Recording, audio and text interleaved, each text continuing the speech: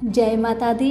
मेरे सभी प्यारे दोस्तों, मैं लक्ष्मी शर्मा बड़ों को चरण स्पर्श, छोटों को प्यार और बराबर वालों को दिल से नमस्कार करती हूँ।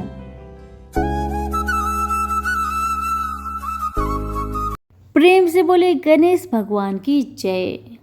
आज आप सुनेंगे फाल्गुन कृष्णा गणेश चतुर्थी व्रत कथा। ये कथा है विष्णु शर्मा नामक ब्राह्मण की कथा है। पार्वती जी पूछती हैं कि हे गजानंद, फाल्गुन कृष्णा चतुर्थी को गणेश की पूजा कैसे करनी चाहिए? इस महीने में किस नाम से पूजन होता है और आहार में क्या ग्रहण करना चाहिए? गणेश जी ने कहा कि हे माता, फाल्गुन चतुर्थी को हैरंब नाम से गणेश जी की पूजा करनी चाहिए। पूजा का विधान पूर्वोक्त रूप से है। इस दिन खीर में कनेर के फूल मिलाकर गुलाबांस की लकड़ी से हवन करना चाहिए। विद्वानों का मत है कि आहार में घी और चीनी ले। इसमें संबंधित एक पूर्व कालिका इतिहास सुनाता हूँ। युधिष्ठिर के प्रश्न के उत्तर में जैसे श्री कृष्ण जी ने कहा था उसे मैं सुनाता हूँ। श्री कृष्ण जी ने कहा कि प्राचीन काल में यूनासव नामक एक राजा हुए थे।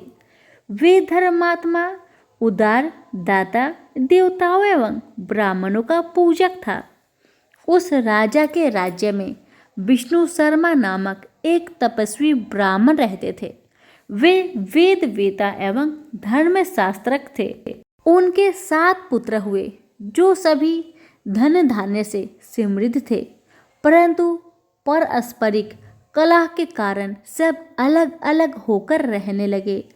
विष्णु शर्मा प्रत्येक पुत्र के घर में क्रमशः एक एक दिन भोजन करते थे। बहुत दिन बीतने के बाद वे बूढ़े होकर कमजोर हो गए। वृद्धता के कारण उसकी सभी बहुएं अनादर करने लगी। वे तिरस्कृत होकर रोते रहते थे। एक समय की बात है कि विष्णु शर्मा गणेश चतुर्थी व्रत रहकर अपनी बड़ी पुत्र वधू के घर गए। उस ब्राह्मण ने कहा कि हे बहू रानी, आज गणेश जी का व्रत है, तुम पूजन की सामग्री जुटा दो। गणेश जी प्रसन्न होकर प्रचुर धन देंगे। अपने ससुर की बात सुनकर बहू कर्कश स्वर में बोली, हे ससुर जी, मुझे घर के कामों से ही फुर्सत नहीं है, फिर इन झमेलों में पड़ने का क्या आवश्यक है? हे ससुर जी, आप हमेशा ही कोई ना कोई नाटक रचते हैं। आज गणेश जी का बहाना लेकर आप पहुँचे। मैं गणेश व्रत नहीं जानती हूँ और ना गणेश जी को ही आप यहाँ से खिसकिए।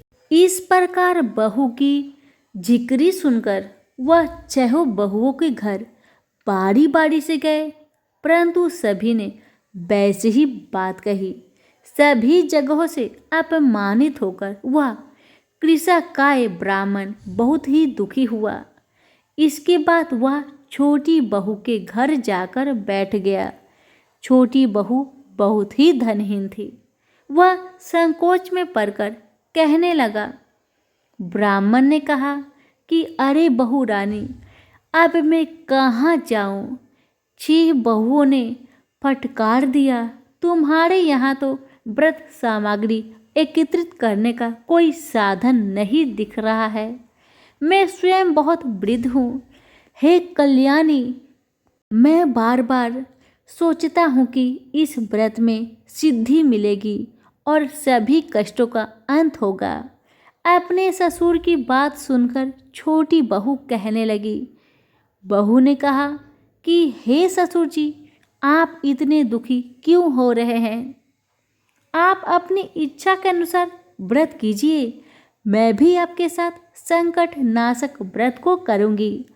इससे हमारे दुखों का निवारण होगा। इतना कहकर छोटी बहू घर के बाहर जाकर भिक्षा मांग लाई। अपने और ससुर के लिए अलग अलग लड्डू बनाए।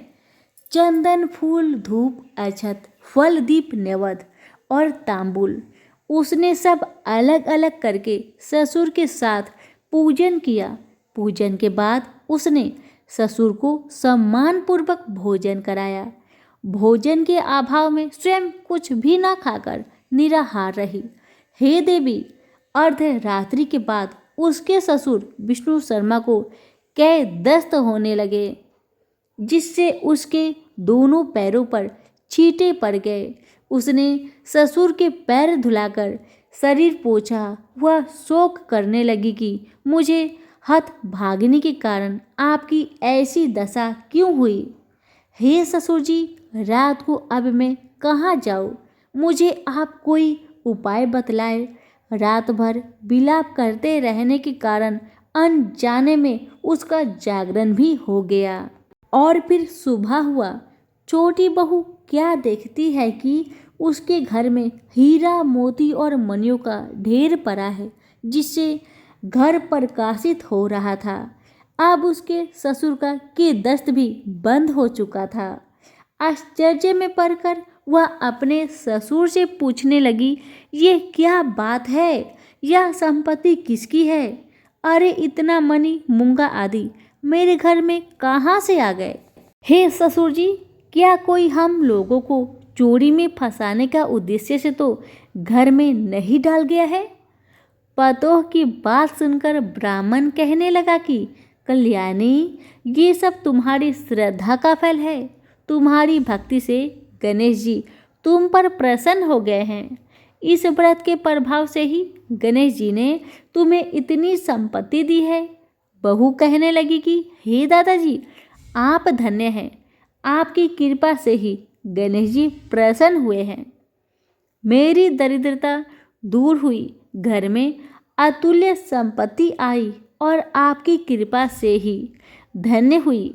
इस प्रकार वह ससुर को बार बार कहने लगी। अब छोटी बहू के घर में अपार संपत्ति देखकर अन्य सब बहुओं को क्रोध की सीमा ना रही। उन्होंने कहा कि बूढ़े ने अपने संपूर्ण संचित धन को दे डाला है। बंधुओं के पारस्परिक कलह को देखकर विष्णु शर्मा डरकर कहने लगे कि इसमें मेरा कोई दोष नहीं है। केवल इस व्रत के प्रभाव से गणेश जी ने प्रसन्न होकर छोटी बहू को दिया है। गणेश जी ने कुबेर जैसे संपत्ति प्रदान की है।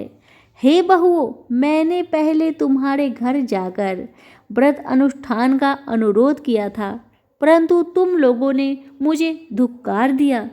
छोटी बहू ने भिक्षा मांगकर पूजन सामग्री जुटाई। इसके करने से गणेश जी ने प्रसन्न होकर संपत्ति प्रदान की है। गणेश जी कहते हैं कि हे गिरिजा कुमारी, उस ब्राह्मण के 6 पुत्र दरिद्र, रोगी और दुखी हो गए। केवल छोटा पुत्र ही इंद्र के समान भाग्यशाली बन बैठा। वे 6 आपस में होर करते हुए फाल्गुन कृष्ण गणेश चतुर्थी व्रत करने लगे। इस व्रत के करने से वह सभी क्रमशः धनवान बनते गए। इसी प्रकार दूसरे लोग भी जो इस व्रत को करेंगे, उनका घर भी धन्य धान्य से भरा पूरा रहेगा। श्री कृष्ण जी कहते हैं कि हे पुरुष उत्तम युधिष्ठिर, गणेश चतुर्थी व्रत के प्रभाव से राज्य की कामना वाले को राज्य की प्राप्ति होती है। इसलिए हे राजन, आप भी इस व्रत को शीघ्र ही कीजिए। फलस्वरूप आप कष्टों से छूटकर राज्य का सुख भोग करने लगेंगे। श्री कृष्ण जी के मुख से इस कथा को सुनकर युधिष्ठिर बहुत प्रसन्न हुए और व्रत करके गणेश जी की कृपा से अखंड राज्य के अधिकारी हुए। तो प्रेम से बोलिए गणेश भगवान की जय।